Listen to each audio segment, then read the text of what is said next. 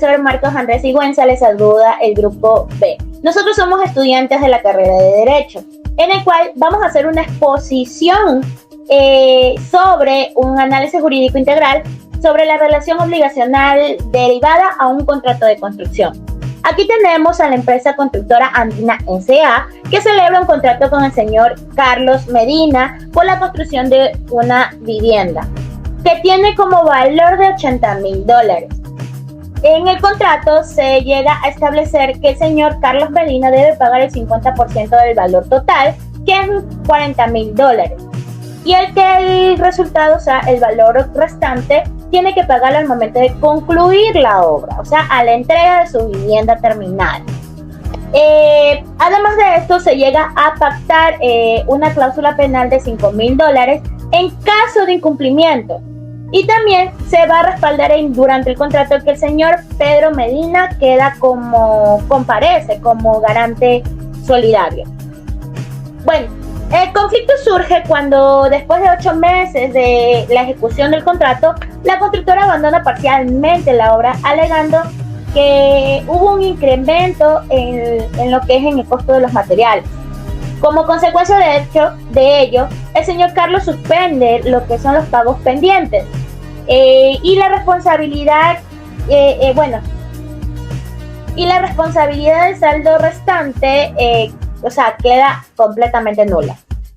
La constructora exige lo que es el saldo restante y una indemnización por perjuicio. Pedro, que es el garante solidario, recordemos eso, niega su responsabilidad como garante y aparece además controversias relacionadas con los pagos realizados en efectivo y con comunicaciones efectuadas mediante WhatsApp y correos electrónicos. Bueno, para llegar a un análisis vamos a encontrar varios problemas jurídicos, entre ellos tenemos 7 en este caso. El primero es que consiste en determinar si la constructora incumplió sus obligaciones al abandonar la obra antes de concluirla. Segundo punto es establecer si el señor Carlos tiene el derecho a suspender los pagos pendientes debido a los posibles incumplimientos. Tercer punto consiste en analizar si la constructora puede exigir el pago de saldos pendientes y reclamar los perjuicios. Cuarto punto, el problema se relaciona con la responsabilidad, en este caso del garante solidario, que es el señor Pedro Medina. Ya en el quinto punto se requiere a la aplicación de la cláusula penal establecida en el contrato. Sexto punto consiste en determinar cómo pueden probarse los pagos adicionales que el señor Carlos afirma haber realizado en efectivo. Y como final y último punto, es un problema jurídico que se refiere al valor probatorio de los correos electrónicos y mensajes de WhatsApp que aparentemente modificaron algunas condiciones del contrato. Bueno, a continuación vamos a analizar cada uno de estos conflictos desde la norma, la doctrina y la jurisprudencia, y también como desde la posición de nosotros como grupo. Bueno, buenas noches, doctor Marcos Andrés Sigüenza y compañeros. Bueno, en este caso a mí me corresponde desarrollar el primer problema jurídico del caso, que determina si existió un incumplimiento por parte de la constructora andina. Para responder esta pregunta también es necesario revisar la fundamentación normativa del Código Civil, pues, ¿no? Porque son estas normas las que nos permiten establecer cuáles eran las obligaciones de las partes y si en este caso si realmente se produjo un incumplimiento contractual, pues no. Y bueno, cuando empecé a analizar este caso, este conflicto, me hice una pregunta muy sencilla y es cómo podemos analizar desde el punto de vista jurídico si realmente existió un incumplimiento del contrato. Y la respuesta no está en lo que dice una de las partes o en las que piensan las otras, pues no, sino en las normas del Código Civil, y por eso considero que la fundamentación normativa es tan importante porque es la que nos permite en este caso analizar y llegar a base de la ley, pues no. Y el primer artículo que revisé fue en el 1453 del Código Civil, que establece que las obligaciones en este caso pueden nacer un contrato, y en este caso eso ocurre desde el momento en que la constructora andina y el señor Carlos Medina firma el contrato de construcción desde y desde ese instante ambos, en este caso, adquieren obligaciones y la empresa debe construir y integrar la vivienda dentro del plazo acordado. Y Carlos Medinas debe cumplir con el pago del precio convenio. Y es decir, desde ese momento ya existe una relación jurídica que genera derechos y obligaciones para las dos partes. Y desde un análisis, después analicé el artículo 1561, que para mí es uno de los más importantes de este caso, y este artículo nos recuerda que un contrato legalmente celebrado tiene fuerzas obligatorias. En otras palabras, cuando las partes firman un contrato, no solo hacen una promesa, sino que asumen una obligación que debe cumplirse en ese caso. Por eso considero que que el aumento y el costo de las materias por sí nos libera automáticamente a las constructoras de cumplir con lo que aceptó en el contrato. De igual manera, la decisión de Carlos Medina de suspender el pago también debe analizarse conforme a la ley y a las circunstancias del caso. También revisé en el artículo 1562, que habla sobre el principio de la fe, y este fue uno de los artículos que más me llamó la atención porque demuestra que el derecho no solo existe, no solo exige el cumplimiento, sino que también que está escrito en un contrato, sino actuar con honestidad, lealtad y responsabilidad durante toda su ejecución.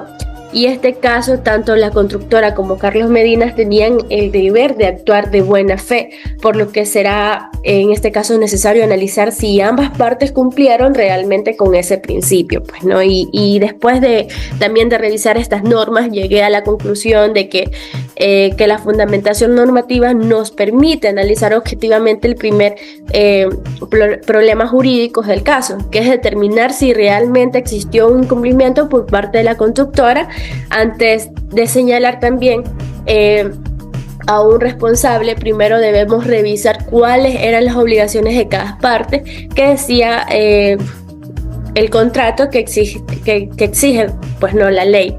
Y bueno, para terminar, este caso me dejó una reflexión importante.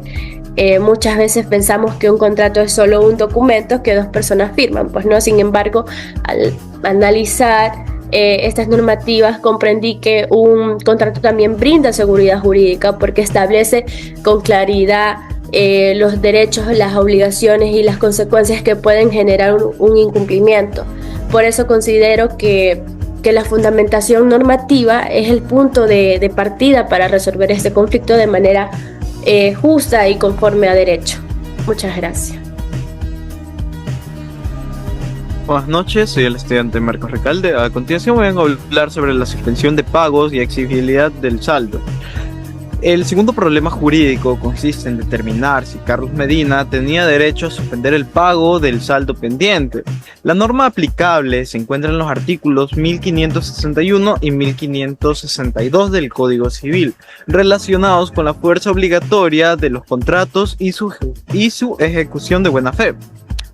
Desde la doctrina, los contratos bilaterales generan obligaciones recíprocas para ambas partes. ¿Qué significa esto? Que cada parte espera el cumplimiento de la otra. En este caso, Carlos debería de pagar el precio acordado, pero la constructora también debía de entregar la vivienda ya terminada. La jurisprudencia reconoce que cuando existe un incumplimiento previo por parte de uno de los contratantes, la otra parte puede oponerse al cumplimiento mientras la situación no sea afectada judicialmente. Como grupo, consideramos que Carlos tenía razones para suspender temporalmente los pagos debido al incumplimiento que atribuye la constructora. El tercer problema consiste en determinar si la constructora podía exigir el saldo pendiente y reclamar los perjuicios. La empresa sostiene que Carlos dejó de cumplir sus obligaciones al suspender los pagos. Sin embargo, existe una controversia previa sobre la ejecución de la obra. Nuestra posición que antes de exigir el saldo pendiente debe de determinarse quién incumplió primero y cuáles son las consecuencias jurídicas derivadas de ese incumplimiento. Por esta razón, consideramos que la reclamación económica de la constructora dependerá de lo que demuestre dentro del proceso judicial. Muchísimas gracias. A continuación, mi compañero. Muchas gracias, Marcos. Bien. Buenas noches, profesor. Soy el estudiante Yesua Sánchez. En este caso voy a hablar sobre lo que es la la cláusula penal y lo que es la garantía solidaria, por así decirlo, o la garantía solidaria. En este caso, que es el punto 4, se va a analizar la responsabilidad que tiene el señor Pedro Medina en cuanto al incumplimiento del contrato, ya que, como recordamos, él es garante voluntario. La doctrina es clara, al igual que la ley, en el artículo 1527, si no me recuerdo, del Código Civil, donde señala lo que es el papel que juega el garante voluntario. En este caso, como el señor se ofrece como garante voluntario y no se cumplió el contrato, en él recae parte de la obligación del incumplimiento, por lo cual él tiene la responsabilidad de cumplir con lo acordado, monetariamente en este caso, aunque él no desee. Además, como señala la doctrina y señala mi grupo, no se necesita necesariamente de que un juez dictamine aquello. Con el mero hecho de que el señor se haya comprometido desde el momento 1 a ser garante, ya adquirió una obligación y por ende tiene que cumplir, ya sea que le guste o no le guste. En el quinto punto se habla sobre lo que es la consecuencia o la cláusula penal. Este está respaldado en cambio por el artículo 1551 del Código Civil. Señala que cuando existe un incumplimiento de un contrato se active de forma inmediata las cláusulas, pero para que esto se dé es necesario primero demostrar que hubo el incumplimiento, que como tal no se cumplió con lo pactado, se infringió con la cláusula tal en el contrato. Si no hay evidencias, no hay pruebas que demuestren el incumplimiento, no se puede llevar a cabo esta cláusula. En esta cláusula, la cláusula es de unos $5,000, que significa como indemnización por el incumplimiento. Para que esto se pueda dar, como en ese momento, se tiene que demostrar. No basta con que una persona lo señale. Tiene que haber pruebas tangibles del incumplimiento como tal. Hasta aquí sería mi aportación. A continuación, mi compañera Elizabeth. Gracias, compañero Yeshua. Bueno, a mí me tocó sobre las pruebas de pago y el valor de los mensajes electrónicos. Bueno, esto viene a ser sobre el problema 6 y 7, en el cual el sexto problema jurídico consiste en determinar si el señor Carlos puede probar los pagos adicionales que afirmó haber realizado en efectivo. La norma que aplica en este caso es el 1715 del Código Civil, que establece quien afirma un hecho debe probarlo. Bueno, desde la doctrina, esto prueba que tiene como finalizar convencer al juez sobre la existencia o inexistencia de un derecho o un hecho relevante para la controversia. La jurisprudencia reconoce que los pagos pueden acreditarse mediante diversos medios probatorios, siempre que genere convicción suficiente en el juzgador.